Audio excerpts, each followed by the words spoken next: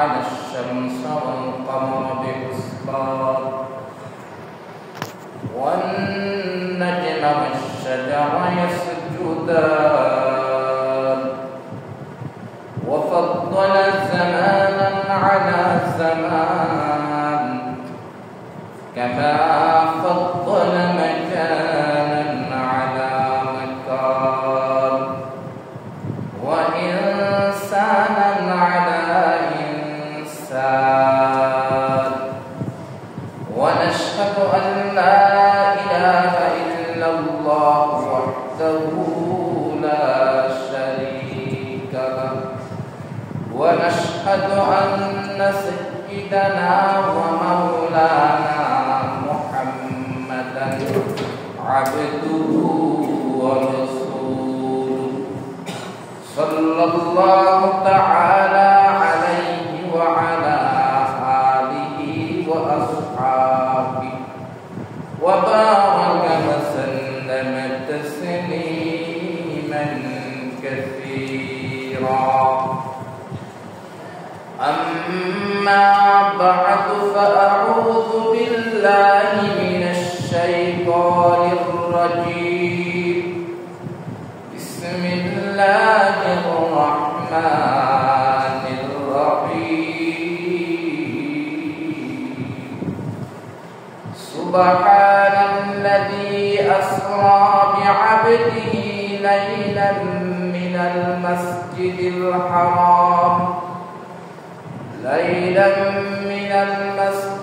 الحرام إلى المسجد الأقصى الذي باركنا حوله لنريه من آياتنا إنه هو السميع البصير صدق الله مولانا العظيم قال رسول الله صلى الله عليه وسلم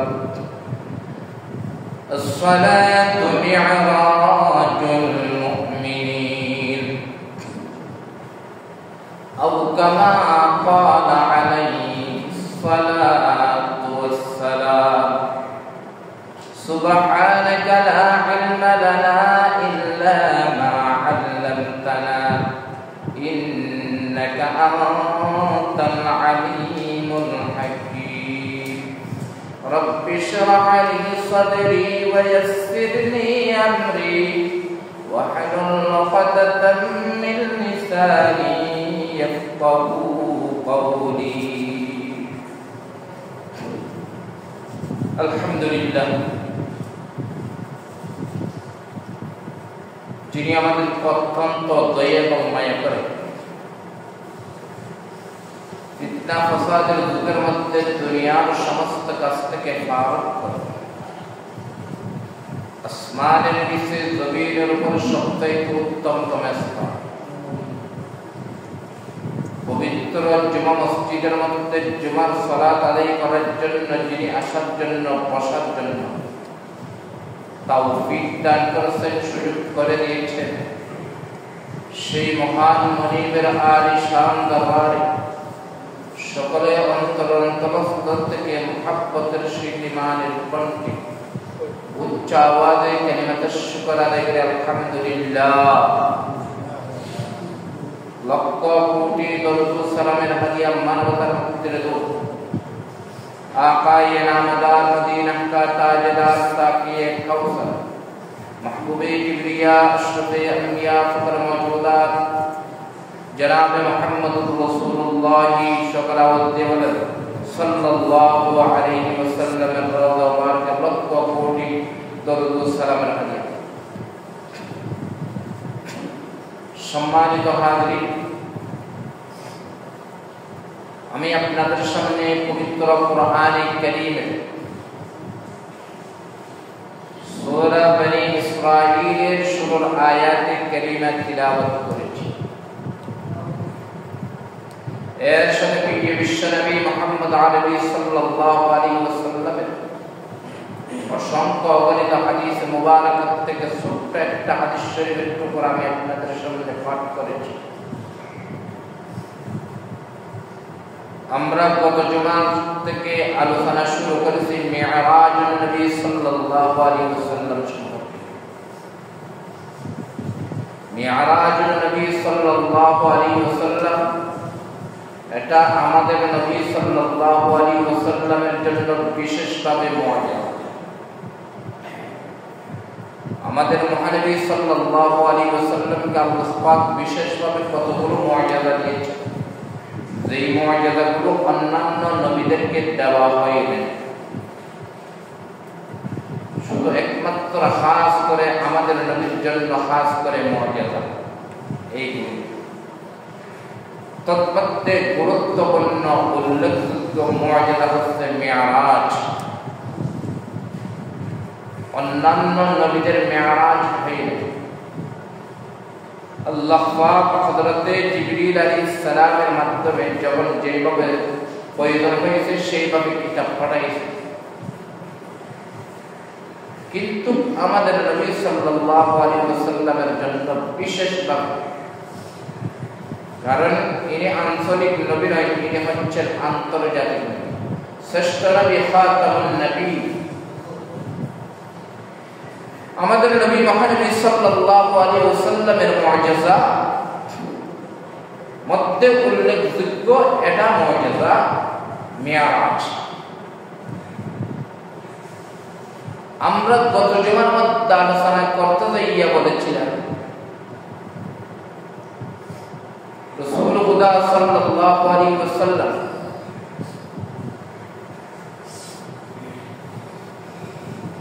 তিনি বলেছেন আমার মি'রাজ আরম্ভ হয়েছে উম্মে হানি রাদিয়াল্লাহু তাআলা আনহার বাড়িতে। এইভাবে 4টা হাদিস বলেছিলাম, 4টা হাদিসের তাআরুফ আমরা পেয়েছিলাম।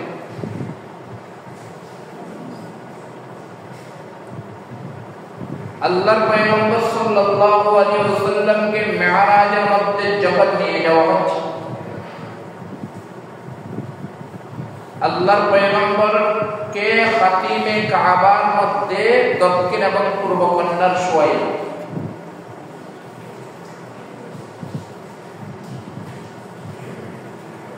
শোয়ানো অবস্থায় আল্লাহর পয়গম্বরের ঘুম ভাঙল।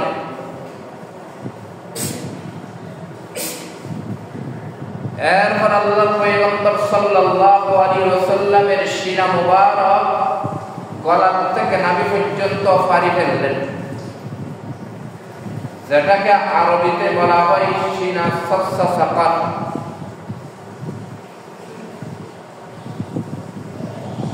যেটাকে বাংলাতে বলা হয় হার্ট সার্জারি। পুরো হার্ট খুলে ফেলা। আল্লাহর পয়গম্বরের গলা থেকে নাভি পর্যন্ত এই সিনা ফাড়িয়া সেখান থেকে কলব মুবারক বাহির করলেন।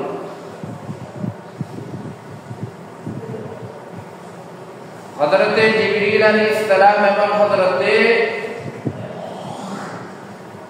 মিকাঈল আলাইহিস সালাম এই দুইজন ফেরেশতা আসার সময় জান্নাত থেকে 2টা পেয়ালা নিয়ে এসেছিল। একটা পেয়ালা স্বর্ণের পেয়ালা খালি ছিল, আরেকটা স্বর্ণের পেয়ালার মধ্যে ঈমান ও হিকমত ছিল। এই 2টা স্বর্ণের পেয়ালা নিয়ে আল্লাহর পয়গম্বরকে শোয়াইয়া যেই খালি পেয়ালাটা ছিল ওই খালি পেয়ালাটা নিয়ে জমজমের কূপ থেকে পানি নিলেন। জমজমের কূপ থেকে পানি নিয়ে আল্লাহর পয়গম্বরের কলব মুবারক সেই পাত্রের মধ্যে রাখলেন। রাখার পর ভালোভাবে জমজমের পানি দ্বারা ধৌত করলেন। জমজমের পানি দ্বারা ধৌত করার পর আবার কলব মুবারক নির্দিষ্ট স্থানের মধ্যে বসাই দিলেন। বসাই দিয়া জান্নাত থেকে যে ঈমান ও হিকমত নিয়ে আসা হয়েছিল আরেকটা পাত্রের মধ্যে, এই কলবের চতুর্পাশে ঈমান ও হিকমত দিয়ে ভরে দিলেন। এরপর আবার সিনা মুবারক হযরতে জিবরিল আলাইহিস সালাম গলার থেকে নাভি পর্যন্ত আঙ্গুল টানি দিলেন, আবার অটোমেটিক আগের মতো হয়ে গেছে। সুবহানাল্লাহ। পৃথিবীর ডাক্তারদেরকে সেলেট দেওয়া হলো, একটা মানুষের গলার থেকে নাভি পর্যন্ত ফারার পর সেখান থেকে কলম মুবারক বাহির করা হলো। ওই মানুষটা কেমনেই বাঁচে থাকবে? এটা তো স্বাভাবিক নয়, বাঁচে থাকার কথা তো। এখানে বাঁচে থাকছে কেন? এটা হচ্ছে দুনিয়ার ডাক্তার নয়, এই ডাক্তার গুলো হচ্ছে আরশ আজিমের ডাক্তার। আল্লাহ পাক রব্বুল আলামিন আল্লাহর হাবিবকে সেইভাবে প্র্যাকটিস করাই দিলেন, এরপর আর কেউ জানে না। আল্লাহর পয়গম্বরের সিনা মুবারক স্বচ্ছতর করা হলো, আটসার তারিখ পৃথিবীর কেউ জানে। এরপর আল্লাহ পাক রব্বুল আলামিন জিবরিলকে বললেন, জিবরিল এবার ফিল্ডের দিকে আমার পয়গম্বরকে মহরে নবুয়তটা মেরে দাও। সুবহানাল্লাহ। আল্লাহর পয়গম্বরের ফিটে ডান সাইডে ফিটের মধ্যে মহরে নবুয়তটা মেরে দিলেন, নবুয়তের শিল। এখন কয়েকটা প্রশ্ন আসতে পারে। এক নম্বর প্রশ্ন হলো, স্বর্ণ ব্যবহার করা পুরুষের জন্য হারাম নাকি না? স্বর্ণ ব্যবহার করা পুরুষের জন্য হালাল নাকি হারাম? বৈধ নাকি অবৈধ? অবৈধ। পুরুষের স্বর্ণ ব্যবহার করতে পারে না, পুরুষের জন্য স্বর্ণ ব্যবহার করা। আমাদের নবী পুরুষ নাকি মহিলা? পুরুষ। তো পুরুষ বলে আমাদের নবীদের স্বর্ণ ব্যবহার করেছেন। অর্থাৎ জান্নাত থেকে এই দুইটা স্বর্ণের বাটি নিয়ে আসা হলো, তাহলে রাসূল যে স্বর্ণ ব্যবহার করলেন। এই প্রশ্নের জবাব হাকিম উম্মাত মুজাদ্দিদ মিল্লাত আল্লামা আশরাফ আলী থানভী রাহমাতুল্লাহ আলাইহি উত্তর দিচ্ছেন। কয়েকটা উত্তর। এক নম্বর উত্তর হলো, স্বর্ণ ব্যবহার করা হারাম এটা দুনিয়াতে, আর মেরাজের ঘটনা ঘটেছে দুনিয়াতে নয়, দুনিয়াতে ছিল, তবে এটা ছিল আলমে আরওয়াহের ঘটনা। আলমে আরওয়াহের মধ্যে স্বর্ণ ব্যবহার করা সকলের জন্য জায়েজ হইল, নারী পুরুষ সবার জন্য। দুনিয়ার মধ্যে পুরুষের জন্য স্বর্ণ ব্যবহার করা হারাম, কিন্তু দুনিয়া থেকে যাওয়ার পর জান্নাতের মধ্যে পুরুষের জন্য স্বর্ণ ব্যবহার করা হালাল। আল্লাহ পাক রব্বুল আলামিন হাদিসের মধ্যে এসেছে, বুখারীর মধ্যে, আল্লাহ পাক জান্নাতি পুরুষদের হাতের মধ্যে স্বর্ণের বালা পরাই দিবেন। সুবহানাল্লাহ। পায়ের মধ্যে স্বর্ণের বালা পরাইবেন, স্বর্ণের বালা। হযরতে রাসূল করিম সাল্লাল্লাহু আলাইহি ওয়াসাল্লাম যে স্বর্ণ ব্যবহার করলেন, এই ঘটনা কোথায় না দুনিয়াতে করলো, কিন্তু ঘটনা কোথায়? আখিরাত। দুই নম্বরের জবাব, স্বর্ণ আল্লাহর পয়গম্বর ব্যবহার করেন নাই, স্বর্ণ ব্যবহার করেছেন ফেরেশতা। ফেরেশতা নারীও না, পুরুষও না। আল্লাহর পয়গম্বর সুঅবস্থায় আল্লাহর পয়গম্বরের সিনা মুবারকের মধ্যে স্বর্ণের পাত্র ব্যবহার করেছেন, কিন্তু আল্লাহর পয়গম্বর ব্যবহার করেন নাই। কাজেই এই ফতোয়া আল্লাহর পয়গম্বরের উপরে জারি হবে না, কারণ ব্যবহার করেছে কে? ফেরেশতা। জিবরিল এবং মিকাইল, এরা নূরের ফেরেশতা, এটা পুরুষও না, নারীও। সেখান থেকে মাসআলা বাহির করো। ঠেকার মধ্যে জানদারের ফটো থাকলে ওই ফটো দুদিকে পকেটের মধ্যে রাখিয়া, জানদারের ফটো পকেটের মধ্যে রাখিয়া নামাজ পড়লে নামাজ হবে না। শরীয়তের মাসআলা কি বললাম? জানদারের ফটো পকেটের মধ্যে রাখে কেউ নামাজ পড়লে নামাজ হবে না। এখন আসেন, আমাদের বাংলাদেশের টাকার মধ্যে জানদারের ফটো আছে না? বঙ্গবন্ধুর ফটো আছে না? এটা জানদার না? এটা মানুষ না? মানুষের ফটো আছে কিনা? এখন ওই টাকা আমাদের প্রত্যেকের পকেটের মধ্যে আছে কিনা? আমরা ওই টাকা নিয়ে নামাজ পড়তে গেছি কিনা? যদি কি জানদারের ফটো নিয়ে দুদিকে পকেটের মধ্যে রেখে নামাজ পড়লে নামাজ দুদিকে না হয়, তাহলে আমাদের কারো তো নামাজ হবে না। কারণ প্রত্যেকের পকেটের মধ্যে কি আছে? বঙ্গবন্ধুর ফটো আছে, টাকার মধ্যে। তাহলে কি করবো? টাকা কি বাহিরে রেখে আসবো? বাহিরে যদি কি টাকা রেখে আসি, তাহলে তো সুরত বিসমিল্লাহ না বলে নিয়ে যাবে নাকি নয়? যে বিসমিল্লাহ বলবো, বিসমিল্লাহ বলবে না। বাহিরে টাকা রেখে আসলে সুরে নিয়ে যাবে, আর টাকা পকেটের মধ্যে নিয়ে নামাজ পড়লে নামাজ হবে না। এখন আমরা যাবো কোথায়? এইটার সমাধান মেরাজুন নবী সাল্লাল্লাহু আলাইহি ওয়াসাল্লামের ঘটনা থেকে নেন। আল্লাহর পয়গম্বর সাল্লাল্লাহু আলাইহি ওয়াসাল্লামের সিনা মুবারকের মধ্যে স্বর্ণ ব্যবহার করেছে কারা? ফেরেশতারা। ফেরেশতা নারীও না, পুরুষও না, এরাই ব্যবহার করছে। যদি প্রশ্ন আসে ফেরেশতাদের উপরেই আসবে। ঠিক তেমনি ভাবে আমাদের টাকার মধ্যে জানদারের ফটো আছে, ওই টাকা নিয়ে আমরা নামাজ পড়বো, আমাদের নামাজের মধ্যে কোনো সমস্যা হবে না। টাকার মধ্যে যারা জানদারের ফটো ফিট করছে তাদেরই সমস্যা হবে। ঠিক আছে না? আল্লাহর পয়গম্বরের সিনা মুবারকের মধ্যে স্বর্ণ ব্যবহার করছে ফেরেশতারা। এই জবাব ফেরেশতা দিবে। আমাদের পকেটের মধ্যে টাকা থাকবে, আমরা টাকা নিয়ে নামাজ পড়বো, আর আমাদের পকেট থেকে টাকা বাহির করতে হবে না। এখানে জানদারের ফটো যিনি দিয়েছে তার থেকেই গুনাহ হবে, আমাদের কোনো সমস্যা হবে না। এবার আসেন, আল্লাহর পয়গম্বর সাল্লাল্লাহু আলাইহি ওয়াসাল্লামের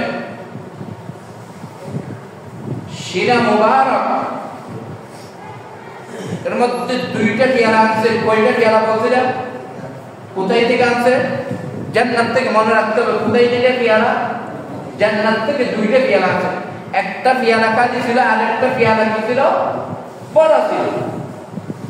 এখন আমাদের প্রশ্ন হলো, একটা পেয়ালা কালি কেন আনলো? আল্লাহ পাক তো চাইলে তো ওই কালি পেয়ালা দিয়ে হাউজে কাউসারের পানি পাঠাই দিতে পারতেন। হাউজে কাউসারের পানি দিয়া আল্লাহর পয়গম্বরের কলম মুবারক দৌত করতে পারতেন। হাউজে কাউসারের পানি ব্যবহার না করিয়া জমজমের পানি কেন ব্যবহার করলেন? এই প্রশ্নের জবাব আল্লাহ পাক রব্বুল আলামিন যদি চাইতেন পিয়ালা জান্নাত থেকে খালি না পাঠাইয়া পারতেন, হাউজে কাউসারের পানি ভর্তি করে পাঠাইতে পারতেন। হাউজে কাউসারের পানি নিয়ে পাঠাইয়া আল্লাহর পয়গম্বরের কলব মুবারক দৌত করতে পারতেন। কেন পাঠান না? আল্লাহ পাক রব্বুল আলামিন বলেন, হে দুনিয়ার মানুষরা, আমি যদি চাইতাম আমার বন্ধুর কলব মুবারক দেওয়ার জন্য হাউজে কাউসারের পানি পাঠাইতে পারতাম, হাউজে কাউসারের পানি দ্বারা আমার বন্ধুর কলব মুবারক দৌত করতে পারতাম। কিন্তু তোমরা দুনিয়ার বান্দাবান্দিরা তোমাদের কলব দেওয়ার জন্য কোথায় হাউজে কাউসারের পানি পাইতা? তোমরা যখন গুনাহ করো, গুনাহ করার পর যখন তোমরা আমার ঘর বাইতুল্লাহ শরীফের মধ্যে যাইবা, বাইতুল্লাহ শরীফ তাওয়াফ করবা, তাওয়াফের মাঝে মাঝে যখন হাউজে জমজমের পানি পান করবা, তোমাদের জীবনের সগীরা গুনাহ আমি আল্লাহ পাক আমার হাবিবের কলব মুবারকের মধ্যে হাউজে কাউসারের পানি ব্যবহার করার কারণে ওই হাউজে কাউসারের পানি যদি কে আমার কোন বান্দাবান্দিরা এইখানে আসিয়া অথবা যেখানে পান করুক না কেন, আমি আল্লাহ পাক হাউজে কাউসারের পানি পান করার বদৌলতে তার জীবনের সগীরা গুনাহ মাফ করে দেব। সুবহানাল্লাহ। আল্লাহ পাক রব্বুল আলামিন আল্লাহর বন্ধুকে মেরাজের মধ্যে নিয়ে যাওয়ার জন্য এইভাবে পরিষ্কার করছেন। আল্লাহর পয়গম্বরের কলব মুবারক সিজা সদসদকর হাদিসের মধ্যে এসেছে সারবার করা হয়েছে। এই কলব মুবারক অর্থাৎ গলার থেকে নাভি পর্যন্ত এই সিনাটা সারবার করানো হয়েছে। একবার দুইবার নয়, 10 বছর বয়সের মধ্যে একবার আল্লাহর পয়গম্বরের সিনা মুবারক সিনা সজ্জাদার করা হয়েছে। আল্লাহর পয়গম্বরের আরেকবার 20 বছর বয়সের মধ্যে, আরেকবার নবুয়ত প্রাপ্ত হওয়ার আগে, আরেকবার চতুর্থবার হলো মেরাজের রাতের মধ্যে। এখন প্রশ্ন আসে, চারবার কেন আল্লাহর পয়গম্বরের সিনা মুবারক স্বচ্ছতাকর করা হলো? চারের প্রশ্নের জবাব হলো, আল্লাহর পয়গম্বরের প্রথমে যে সময় সর্বপ্রথম সিনা মুবারক যখন স্বচ্ছতাকর করা হলো, ওই সময় হযরতে হালিমাতুস সাদিয়া আল্লাহর পয়গম্বরের দুধমাতা দান হালিমাতুস সাদিয়া রাদিয়াল্লাহু তাআলা আনহার বাড়ির মধ্যে আল্লাহর পয়গম্বর থাকতেন। হালিমাতুস সাদিয়ার বাড়ির মধ্যে আল্লাহর পয়গম্বর থাকতেন। হযরতে হালিমা আল্লাহর পয়গম্বরকে দুধ পান করাইতেন, হালিমার বাড়ির মধ্যে থাকতেন। হঠাৎ আল্লাহর পয়গম্বরের দিন আল্লাহর পয়গম্বরের দুধু ভাই অর্থাৎ হযরতে আব্দুল্লাহর সাথে হালিমা সাদিয়া রাদিয়াল্লাহু তাআলা আনহা তিনি কয়েকটা ছেলেকে দুধ পান করাইতেন। আল্লাহর পয়গম্বরের সাথে আরেকজন দুধ পান করত, তার নাম হলো হযরত আব্দুল্লাহ। আল্লাহর পয়গম্বর ডান বাড়ির থেকে দুধ পান করতেন, আব্দুল্লাহ বাম বাড়ি থেকে দুধ পান করতেন। আল্লাহর পয়গম্বরের জন্য হযরত হালিমা সাদিয়া বলেন, আমি এত শিশু আমার জীবনের মধ্যে দেখলাম, এত আমানতদার শিশু আমি জীবনের মধ্যে দেখি নাই। আমি যতদিন পর্যন্ত এই শিশু মুহাম্মদকে আমার ডান বাট থেকে দুধ পান করাইছি, অনেকবার চেষ্টা করলাম পান সাইডের দুধের বাট থেকে পান করানোর জন্য, কিন্তু শিশু মুহাম্মদের গাল মুবারক আমি কোনদিন তার বাম সাইডে দুধের পাড়ের মধ্যে লাগাইতে পারি নাই। এই আমানতে চন্দ্রে রোজা নস্তে মা তোর হাকিকতে মালিক ও হর শৈতুরা। ইনি তো শুধু সাধারণ কোন মানব নয়, ইনি হবেন পৃথিবীর মানুষের জন্য ভুল মডেল। পৃথিবীর মানুষদেরকে শিক্ষা দিবেন আমানত। তিনি কেমনে ছোট্ট কালো আল্লাহ পাক রব্বুল আলামিন আমানত যাতে খিয়ানত না করে সেইভাবে আল্লাহ পাক রেখেছেন। আল্লাহর পয়গম্বর পুরা হায়াত যতদিন পর্যন্ত হযরত হালিমা সাদিয়ার বাড়ির মধ্যে থেকেছেন, হালিমা সাদিয়ার বাড়ির দুধ পান করেছেন একদিনের জন্য, এক জন্য পর্যন্ত বাম সাইডের পাত থেকে বা বাট থেকে তিনি দুধ পান করেন নাই। হযরত হালিমা সাদিয়া রাদিয়াল্লাহু তাআলা আনহার কয়েকটা বকরি ছিল, মাঠের মধ্যে বকরিগুলো চালানোর জন্য আব্দুল্লাহ চলে গেছেন।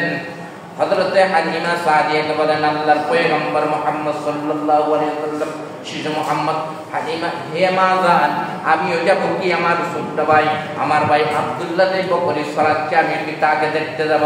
আল্লাহর পয়গম্বর বললেন, আল্লাহর পয়গম্বরকে হযরত হালিমা সাদিয়া বলেন, হে শিশু মুহাম্মদ যাও যাও, তোমাকে দেওয়ার জন্য অনুমতি দিলাম। ঠিক আছে। আল্লাহর পয়গম্বর সাল্লাল্লাহু আলাইহি ওয়াসাল্লাম যখন ওই ছাগল যেখানে ছড়ানো হচ্ছে, হযরত আব্দুল্লাহ জি যেখানে ছাগল ছড়াচ্ছেন, যখন এই জায়গার মধ্যে গেলেন, হঠাৎ কেউ যেন আসিয়া আল্লাহর পয়গম্বরকে ময়দানের মধ্যে শোয়াই ফেললেন। শোয়াইয়া আল্লাহর পয়গম্বরের গলার থেকে নাভি পর্যন্ত পাড়ি ফেললেন। এই ঘটনাগুলো যখন আব্দুল্লাহ দেখলেন, আব্দুল্লাহ দূরে দূরে আসিয়া আল্লাহর পয়গম্বরের দুধমাদার হালিমা সাদিয়া আসিয়া বলেন, হে মাদার হালিমা সাদিয়া, ডাক দিয়ে বললেন, হালিমা সাদিয়া ডাক দিয়ে বলেন, কি হলো আব্দুল্লাহ, তুমি এইভাবে চিৎকার কেন করতেছো? এই কথা যখন বললেন, হযরত আব্দুল্লাহ ডাক দিয়ে বলেন, মা আমি চিৎকার করতেছি একমাত্র এই কারণে, আমার দুদু ভাই আরবি ভাই এই মুহাম্মদ তিনি আমার সাথে খেলতেছে, হঠাৎ একজন মানুষ আসিয়া তাকে ময়দানের মধ্যে শোয়াই ফেললেন। শোয়াইয়া তার সিনাটা যেন ফাড়িয়ে ফেলছে। হযরত হালিমা সাদিয়া এইগুলো যখন শুনলেন,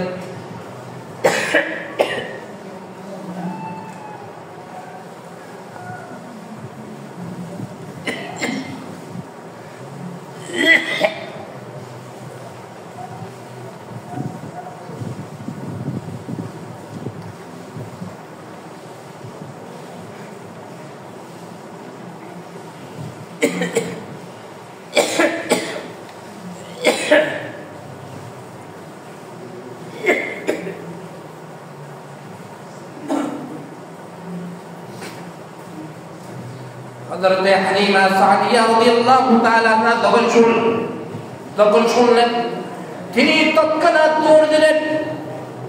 কি হলো?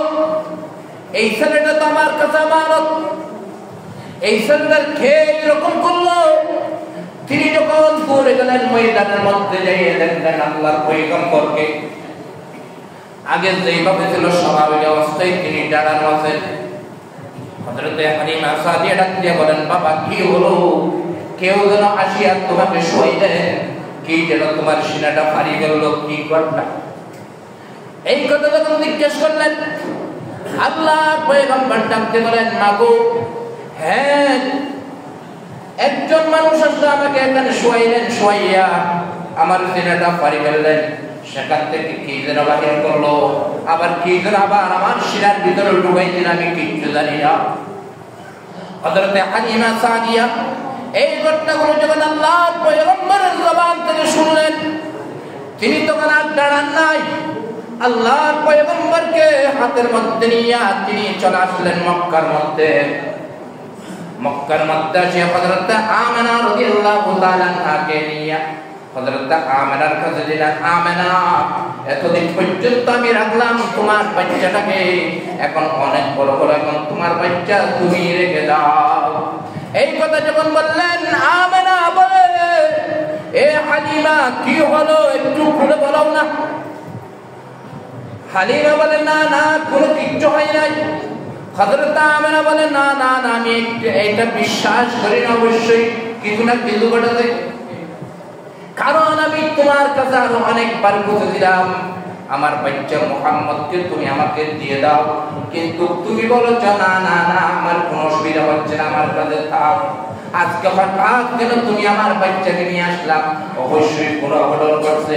এই কথা যখন বললেন, হযরত হালিমা সাদিয়া ডাকতে বলেন, আমেনা আমি কি জন্য আল্লাহ আজকে একটা ঘটনা, অলৌকিক ঘটনা ঘটে গেল, যেটা আমি কোনোদিন কল্পনাও করি নাই। হঠাৎ কেউ যেন তাকে আসিয়া শোয়াইলেন, তার সিনাটা ফাড়ি গেল। আমার বড় ভয় হয় কোনো দুদিকে সমস্যা হয়ে যায়, তখন আমি তোমাকে কি জবাব দেব? হযরত আমেনা ডাক দিয়ে বলেন, হালিমা রে, তুমি শুধু আজকের ঘটনাটাই দেখলা, কিন্তু তুমি তো জানো না যখন আমার বাচ্চা মুহাম্মদ আমার গর্ভের মধ্যে ছিল, আমি যখন আরবের মরুভূমির প্রান্তরে দুধু ময়দানের মধ্যে পাথরের উপর দিয়ে হাঁটাচলা করতাম, আমার পায়ের নিচে পাথরগুলো যখন পড়তো, ওই পাথরগুলো মোমের মতো করে দিত। আমি আমেনার কোন সামান্য জররা পরিমাণ ক্ষতি হতো না। শুধু তাই না, হে হালিমা সাদিয়া, আমি যখন দুই পাহাড়ের মাঝখান দিয়ে যাইতাম, পাহাড়ের গাছগুলো যেন আসিয়া আমি আমেনাকে সালাম দিত। আমি শুধু তাই না, আমি যদি আরবের কূপের মধ্যে যাইতাম পানি নিয়ে আসার জন্য, তখন আরবের কূপের নিচ থেকে পানিগুলো কূপের মুখের ভর্তি হয়ে যাইত।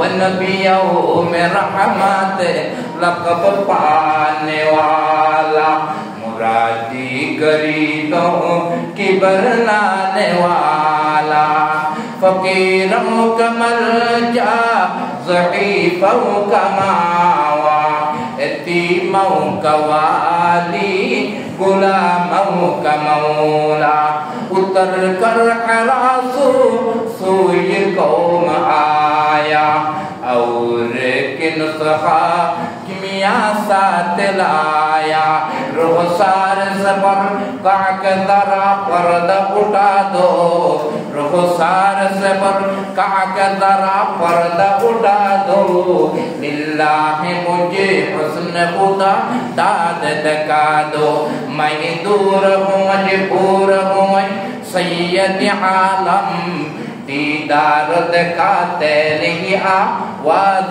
सुना दो, दीदार दिखाते नहीं आवाज सुना दो। ए हालिमा सादिया, আমার বাচ্চাটা সাধারণ কোনো বাচ্চা নাই, ঠিক আছে? তুমি আমার বাচ্চা, আমাকে দিয়ে তুমি চলে যাও। এই আল্লাহর পয়গম্বরের ছোট অবস্থায় একবার ছোট্ট গেল তখন হালিমা সাদিয়া, এরপরে 10 বছর বয়সের মধ্যে একবার, 10 বছর বয়সের মধ্যে কেন চারবার কেন সিনা মুবারক শস্য সফর করা হলো? এটার জবাব ছোট্টকালে কেন? এক নম্বর, আল্লাহর পয়গম্বরের ছোট্ট হালতের মধ্যে সিনা মুবারক শস্য সফর করার কারণ হলো বাচ্চাদের ছোট কালের মধ্যে বাচ্চাদের হাজলত থাকে, বাচ্চাপনি অর্থাৎ খেলাধুলা করা। আপনি কি করেছেন? এই ধরনের মনোভাব আল্লাহ পাক রব্বুল আলামিন আল্লাহর পয়গম্বরের কলব মুবারক থেকে বাহির করে ফেলেছেন এটার মাধ্যমে। সুবহানাল্লাহ। এরপর 10 বছর বয়সের মধ্যে কেন করা হলো? অর্থাৎ 10 বছর বয়সের মধ্যে যখন বাচ্চাগুলো যখন 10 বছর বয়স হয় তখন তার অস্বাভাবিক আচরণ হয়, অর্থাৎ খারাপ বন্ধুদের সাথে মেলামেশা করা হয়। খারাপ বন্ধুদের সাথে মিলার কারণে অনেক বড় বড় খারাপ কাজের মধ্যে লেগে যায়।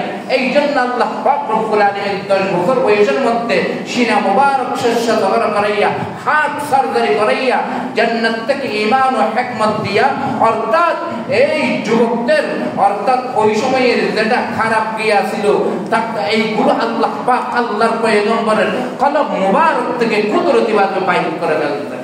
সুবহানাল্লাহ। এরপর নবুয়ত প্রাপ্ত হওয়ার পূর্বে 3 নম্বরের মধ্যে সিনা মুবারক শস্য সফর করা হলো। কেন করা হলো? নবুয়তের ওজন বরদাস্ত করতে পারার জন্য। সুবহানাল্লাহ। কারণ নবুয়ত প্রাপ্ত যখন হয় তখন কিভাবে কত এইগুলো অনেক লম্বা ঘটনা, এগুলো বলা অন্য সময় বলা হবে। এরপর 4র্থবারের মধ্যে সিনা মুবারক শস্য সফর করা হলো কোন রাত্রে? অর্থাৎ মেরাজের রাত্রে। যেই বিষয়টা নিয়ে আমরা আলোচনা করতেছি ওই রাত্রে কেন সিনা মুবারক শস্য সফর করা হলো?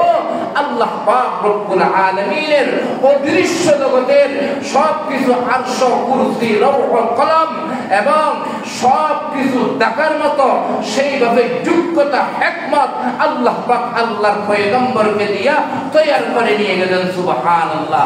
কারণ কেন? আল্লাহর পয়গম্বরের নূরের সামনে হযরতে মূসা আলাইহিস সালাম বলেন, ইয়া আল্লাহ, আমি আপনাকে লান তারানি, আমি আপনাকে দেখতে চাই।